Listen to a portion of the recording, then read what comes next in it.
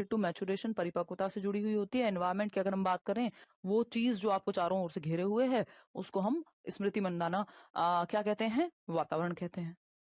बात सही है।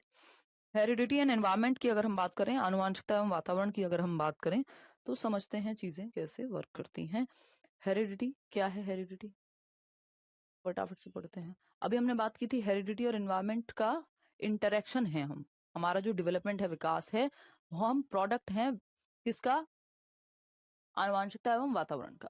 तो हेरिडिटी की जब हम बात कर रहे हैं, आनुवंशिकता की जब हम बात कर रहे हैं, तो all the qualities that a child has inherited from the parents is called heredity. यानी वो सभी गुण जो एक बच्चा अपने माँ बाप से इनहेरिट करता है, विरासत में जो उसको मिलते हैं, उसको हम आनुवंशिकता कहते हैं। एक बच्चे को माता पिता से विरासत में मिले सभी गुणों को आनुवंशिकता कहा जा सकता है।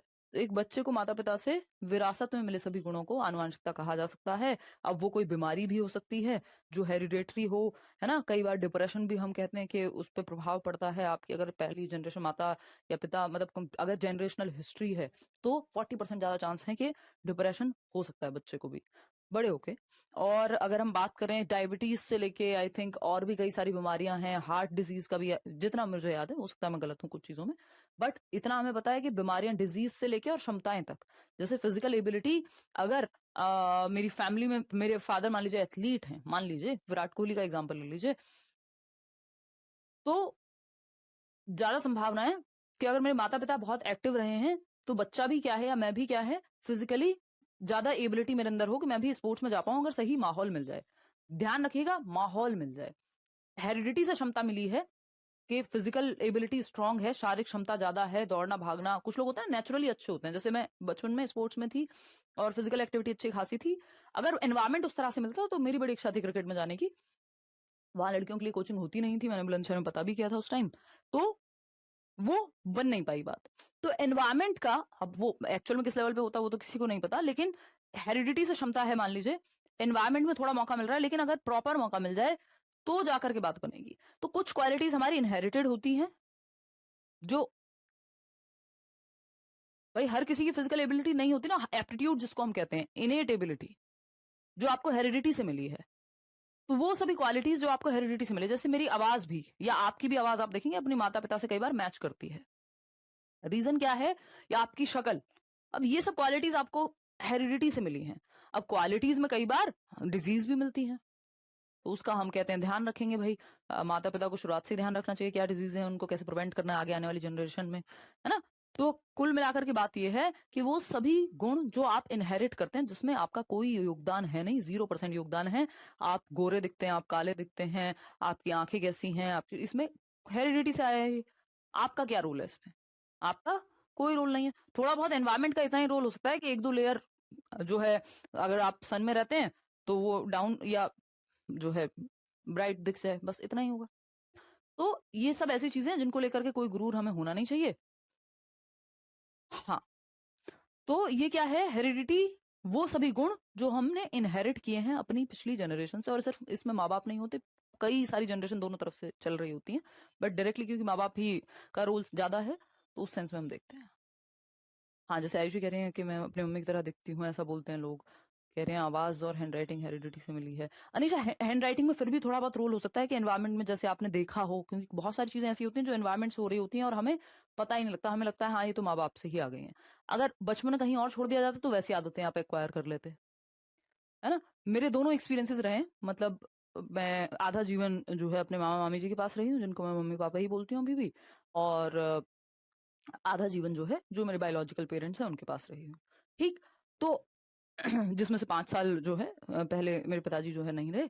तो ये कुल मिलाकर के क्या है, अब मेरी शक्ल मम्मी जैसी दिखती है, जो मेरी बायोलॉजिकल मदर है यहाँ दिल्ली में, बिल्कुल सेम शक्ल है, आवाज सेम है, पिच जो है, जो स्पीड ऑफ बोलती मैं जिस स्पीड पे हूँ वो भी काफी हद तक मैच करता है। जबकि हम तो यहाँ, मैं तो वहां रहती नहीं थी, ठीक, मतलब दिल्ली नहीं रहती थी बचपन में।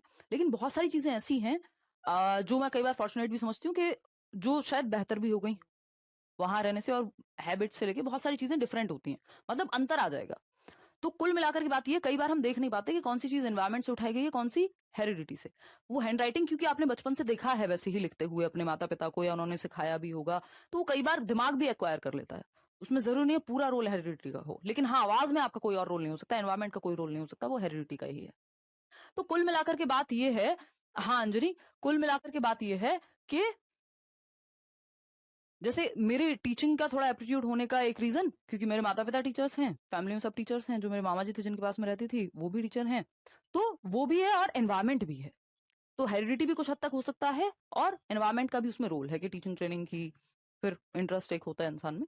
तो ये बहुत कॉम्प्लेक्स चीजें हैं, इसको ऐसे ब्लैक एंड व्हाइट में हम नहीं रख सकते, है ना। तो all the qualities that a child has inherited from the parents is called heredity.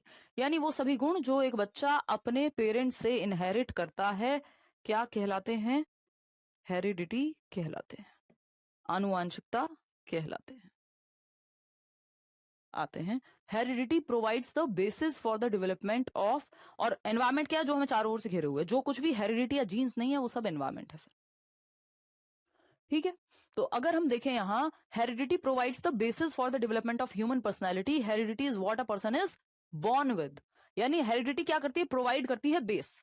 Heredity provides the basis for the development of human personality. एक मानव व्यक्तित्व के विकास के लिए हेरिडिटी एक आधार प्रदान करती है। अगर हेरिडिटी ही नहीं है तो आधार चला जाएगा। तो हेरिडिटी एक आधार का काम करती है मानव व्यक्तित्व के विकास के लिए, बेसिस का काम करेगी, कि एक आधारशिला डाल दी है।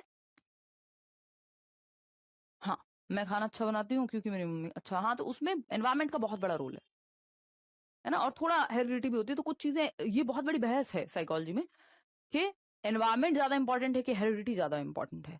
ये अंतहीन बहस है और दोनों की ही अपनी अपनी इतनी भूमिका है जिसकी हद नहीं है, क्योंकि दोनों ही तरफ इतने सारे एग्जाम्पल्स हैं कि जहां लोगों ने ये प्रूव करके दिखाया कि देखो हेरिडिटी इतनी महत्वपूर्ण नहीं है, और ऐसे बहुत एग्जाम्पल्स हैं जहां एनवायरमेंट जो है वो बहुत महत्वपूर्ण है।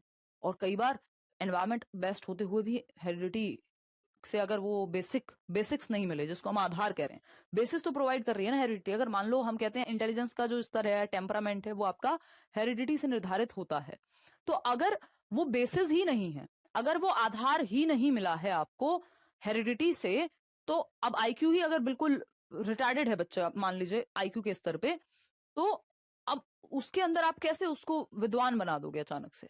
तो बेस तो हेरिडिटी ही प्रोवाइड करती है, ऐसा हम मान के चलते हैं। तो heredity provides the basis for the development of human personality. Heredity is what a person is born with. आनुवांशिकता मानव व्यक्तित्व के विकास का आधार प्रदान करती है कि आपकी पर्सनैलिटी कैसे डेवलप होगी, उसका आधार तो हेरिडिटी है ना।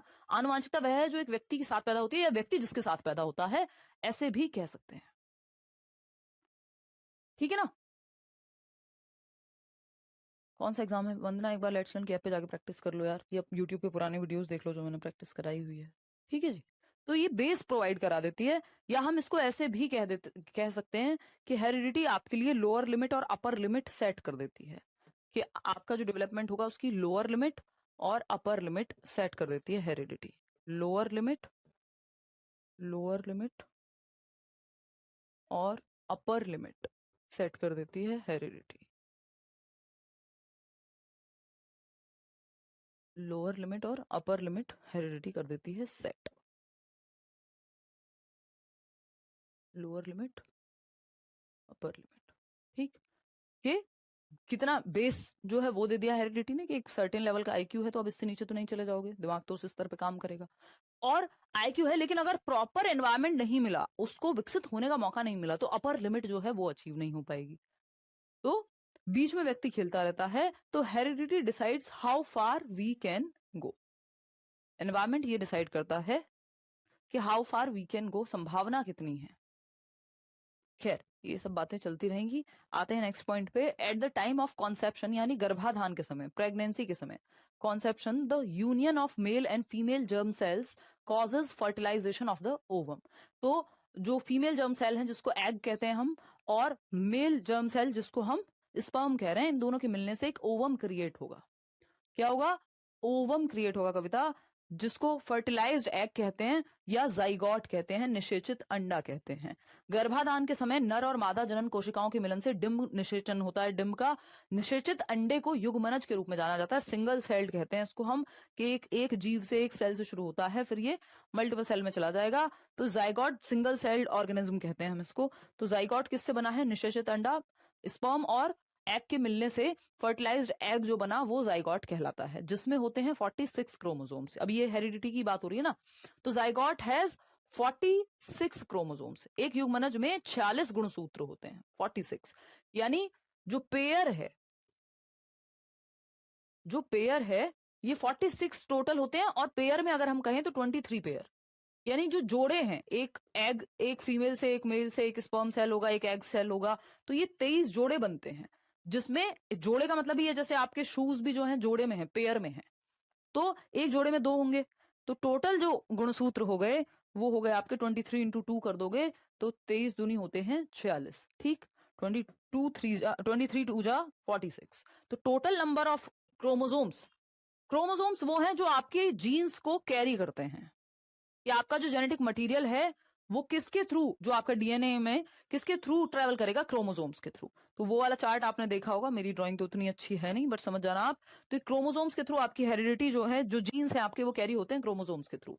टोटल नंबर ऑफ क्रोमोसोम्स होते हैं 46 और पेयर जो है 23 होते हैं, जैसे यहाँ पे आप देख सकते हैं।